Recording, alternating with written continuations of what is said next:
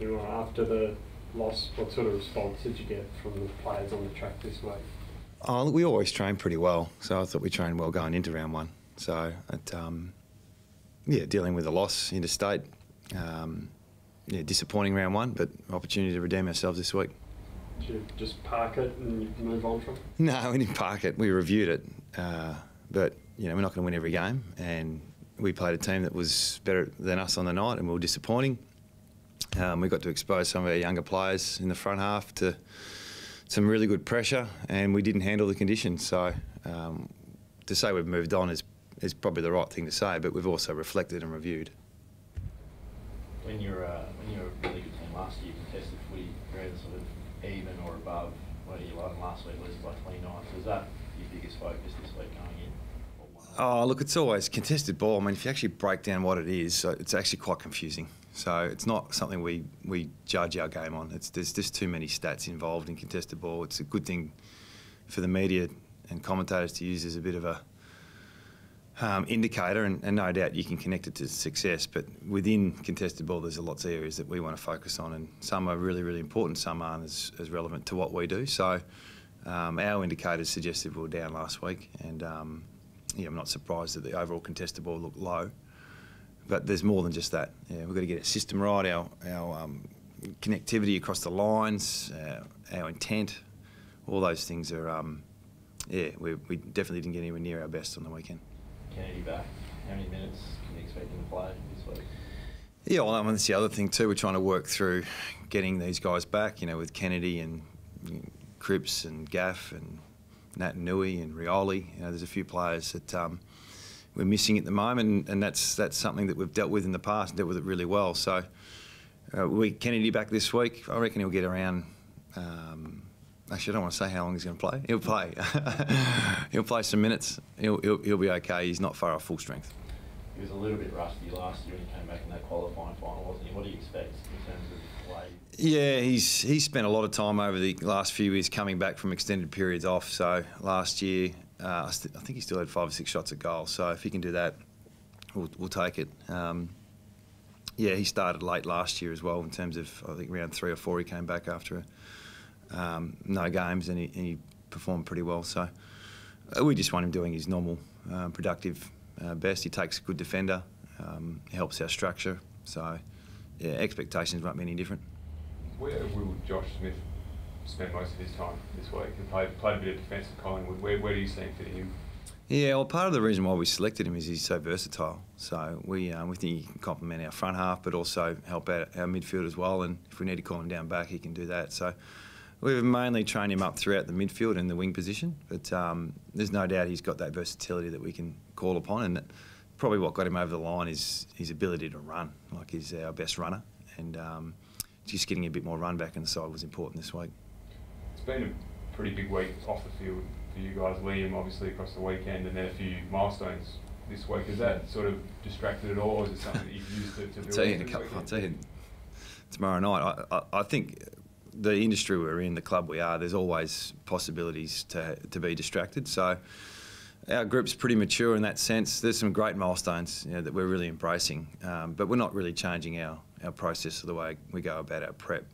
They get a video each that we watch, which is great for them. Their families get to come to the footy, so that shouldn't take away our focus. And we know where we're at, what we need to do. And probably out of all the sides last week, the Giants were the most impressive, and what they did and how they went about it was it was really sharp.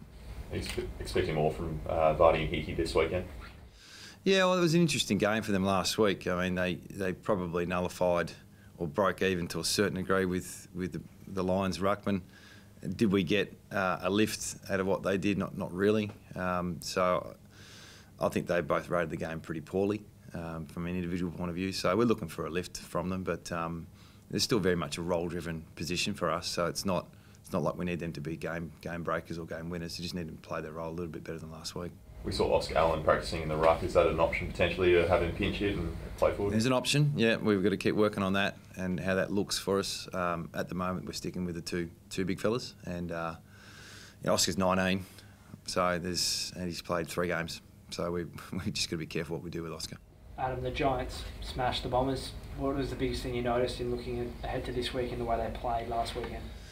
Well, they were pretty well-rounded side. They didn't need one particular player to stand up, albeit they've got some tremendous talent. Do you think they've lost some players over the last couple of years? Their list is very, very strong. They're missing some players this week, just like we are, but the core group of players, very impressive on the weekend. So the contest was probably the biggest thing, a bit like Brisbane. Plus 30 or 40, I think, with their contested ball. So we know what's in front of us, that's for sure. The unfurling of the flag, how much do you think that will give the players a boost, or is it something that's more for the fans? Probably for the fans. I don't even know what that entails. We run out in the ground and we play, so all the pre-game stuff is not something our players are really a part of. But look, we're not hiding away from the fact we've just come off a premiership. There's nothing wrong with acknowledging that, and it should give, if anything, give you confidence. But we're also aware of where we're at, So it's a different season. It's a new year. It's new players, and but if you can draw upon some of the successes and why we're so successful, that's a good thing. On the talent at GWS, is there any one in particular that sort of jumped out to you, caught your eye round one? I think Whitfield has taken his game to another level already. He's probably their quickest player, and he's also running 17 Ks, and then he can play half forward, wing, and down back. So finding a match up. He really can pull you apart from a structural point of view. So we've got an eye on what he can do, and probably more their collective above that. They're well coached. They've got a really good system, and they're capable of beating anyone. What about Canelio? Obviously, I think he's always been a ball magnet, but kicked 3 well last week. So you've got Whitfield there, and Canelio can go forward. Those guys they're A graders, so they're not babies anymore. They're men, so they've done their apprenticeship, so they're in the prime of their life at the moment. So that's another problem we've got. How's Willie tracking? What is his injury? What is that unclear? Yeah, he's got a stress-related foot injury, so it's not a stress fracture. So we just got to give him some time to settle down. So he won't be available obviously this week, and probably not next week either. So we just got to take it slow, and then how many weeks off legs he has versus how much build-up we need to have after that, it's going to be more than a week. So, I think we'll give you more clarity next week. We're waiting on another scan, so mid-next week we'll give you some real clarity about where he's at and work out a plan for him. It's really disappointing, along with, obviously, Jamie Cripps not being available and Mark Lacroix from last year. We've got some real opportunity for our kids coming through, our younger players in that position, but it's become a really important position in the AFL, the high R forward role. How much does it help having Kennedy coming back in with that leadership and in the forward line, also just helping with movement? Yeah, I think Jack's had some tremendous growth. Jack Darling in the last 12 months, his leadership's gone to a level where he's one of our true leaders at the football club. So JK's absence has given him some real. It's been his forward line, so now they can share it, and they're very well aligned, those two, and having another leader down in the front half has been something we've probably missed, having someone to support JD. So there's a leadership sense, and then there's the fact that he can just kick some important goals when it matters. So both of those things are important. Just on Willie, it seemed like you trained at Optus, I think on the Monday last week, and then really put up sore not long after that. Is there any correlation there? In the spate of foot injuries you've had, I know you haven't trained at Optus during pre-season, but Lapland's pretty hard as well. I think across the competition, like the Gabba was really hard.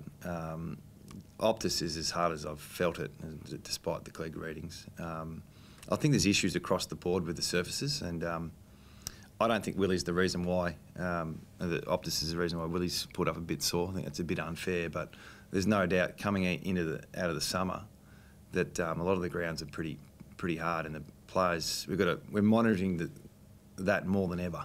Is the conditions they're playing under, so we've got an eye on it. Is your heart in your mouth a little bit, bring JK back on a hard surface like that? Oh, if you had to wait, we'd be waiting all year. So, or we just play at the G, because that's nice and soft. There's nothing they can do about I think there's always something you can do. It's just how much priority you put on it. Have you spoken to them about it? We're always in discussions with how hard the surface is. Is it a trend across the start of all seasons that grounds are hard? Oh, I think so. And I don't want to be sitting here complaining, because, it's a tremendous stadium, and so is the Gabba, and, we'll get on with footy. So the club will deal with that. We're dealing with it, but it's not probably something I need to be talking about. Just on leadership, you spent a bit of time on the bench during the last week. Damien Harvey spent a lot of time on the bench last night for the Richmond. How does it change your coaching dynamic not being able to see the game from a bird's eye view and trying to communicate on the bench? I think when you're under the pump on the scoreboard, you feel compelled to probably get a bit closer to the players and try and skip a line of communication, just get direct conversations happening, especially if there's things happening that you've tried to instruct that aren't getting executed. So that was part of the reason why. Now with the runners and trying to establish some good process, I think all clubs are chasing the tails a little bit with that screen that didn't work for every club. Now there's all these different boards and all these things floating around. So we're working through what's right for us. We're not far off. So I'm not surprised. I reckon you probably saw 20-30% more uplift in coaches on the sidelines. I think Leon was on the sideline last week. Fagan was on the sidelines. I was there. So there's a ripple effect on everything, and the ripple effect of the lack of runners being available, the new screens not being as elite as they could be. The coaching suffers, and that's why we've got to adapt. But we'll adapt. Is Jamie Cripps playing Waffle pre-season this week, Adam? Or yeah, he is. Yeah, how we'll play many some minutes minutes. are you hoping? I don't know. Enough so he's available next week. There's a few coming back through the Waffle this week. Will Schofield's playing Xavier and Neil as well. Yeah. We've got some pretty good numbers coming back through now who are going to play some minutes. It's actually quite timely that it's another scratch match, not a Waffle game, so we can actually manage some minutes with our players. So yeah, that'll be tomorrow morning. Just on the boards, is it something you've had to work on with the players to get them to look into the interchange to see if their numbers come up? Yeah. Something you've had to train? Yeah, we've had to do that. That's just part of they change the rules and you adapt. So we're just still going through a bit of that at the moment, but we'll be fine. We'll work through it. It'll be okay.